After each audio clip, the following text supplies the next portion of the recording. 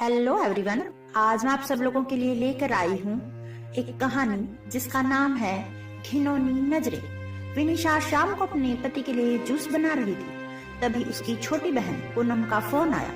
विनीशा ने जल्दी से फोन रिसीव किया और कहा, मैं अभी तुझे ही याद कर रही थी। तुझे आम का जूस पसंद है ना, इसीलिए जब भी बनाती हूँ हमेशा तेरी याद आ जाती है।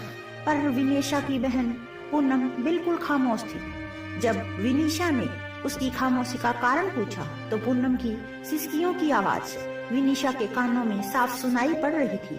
विनीशा बहुत घबरा गई और उसने पूनम से जोर देकर पूछा कि आखिर हुआ क्या है।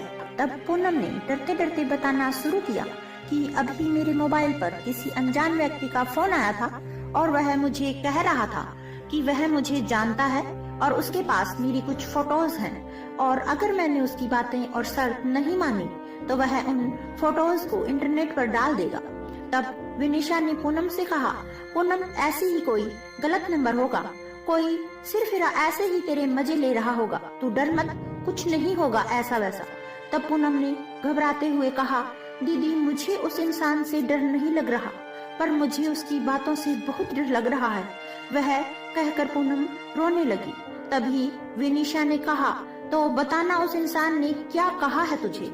तब पूनम बोली, उसने मुझे कहा है कि अगर वह मेरी फोटो इंटरनेट पर नहीं डाले तो मुझे उसकी सारी मांगे पूरी करनी होगी। उसने कहा है कि आज रात वह मेरे घर पर आएगा। और इतना कहते ही पूनम जोर जोर से रोने लगी और रोते रोते बोली, दीदी मुझे उसकी बातें सुनकर घिन आ रही है। ऐसा लग रहा है जैसे उसने मेरे साथ कुछ गलत कर दिया हो। अगर अभी वह मेरे सामने आ जाए तो मैं उसे इसी वक्त जान से मार दूंगी। इतना कहकर पूनम चीखने लगी। तभी विनीशा ने पूनम से कहा, अरे पूनम तू संभाल अपने आप को और मुझे उस घिनौने इंसान के नंबर भेज, मैं उसे अभी मजा चखाती हूँ। यह कहकर विनीशा ने फोन काट दिया। पूनम ने उस बदमाश के नंबर और उनके बीच हुई बात की रिकॉर्डिंग विनीशा को भेजी। जब विनीशा ने यह रिकॉर्डिंग अपने पति को सुनाई तो दोनों के होश उड़ गए। विनीशा और पूनम दो बहनें हैं। उनकी मम्मी का अभी 3 साल पहले ही देहांत हो चुका है और विनीशा की शादी अभी 1 साल पहले ही हुई थी। घर में बस अब उसके पापा और पूनम ही है। अब मोबाइल पर ऐसी धमकी भरी अश्लील बातें कोई भी बेटी अपने पिता को आसानी से नहीं बता सकती। इसीलिए पूनम ने सारी बातें अपनी दीदी विनीशा को बताई। अगले दिन ही विनीशा और उसका पति पुलिस स्टेशन पर जाकर उस इंसान के खिलाफ पुलिस कंप्लेन करवा आए।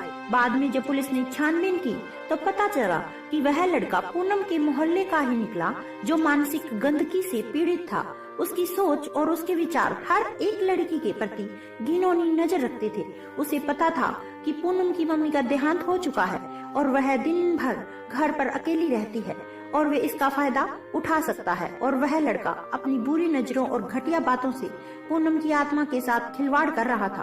पर बाद में जब उसे पुलिस ने पकड़ लिया तो उसे जेल की सलाखों के पीछे जाना पड़ा। आज भी हमारे समाज में उस जैसे मानसिक रोगी बैठे हैं जो हजारों लड़कियों की आत्मा के साथ खिलवाड़ कर रहे हैं। उनमें से कुछ लड़कियां तो मजबूत होती हैं जो ऐसे रोगियों को अच्छा सबक सिखाती हैं और कुछ लड़कियां उनसे डर जाती हैं और उनकी मांगों को पूरा करते करते उनकी घिनौनी नजरों का शिकार बनती है। पर आज समय आ गया है कि ऐसे मानसिक रोगियों को हम लड़कियां ही सबक सिखा सकती हैं। इसीलिए लड़कियों को उनसे डरने की बजाय उनका डटकर सामना करना चाहिए। तो आपके इस बारे में क्या राय है, प्लीज कमेंट करके हमें जरूर बताएं। जल्दी ही मिलते हैं इसी तरह की एक कहानी और लेकर, तब तक के लिए बाय बाय, टेक केयर।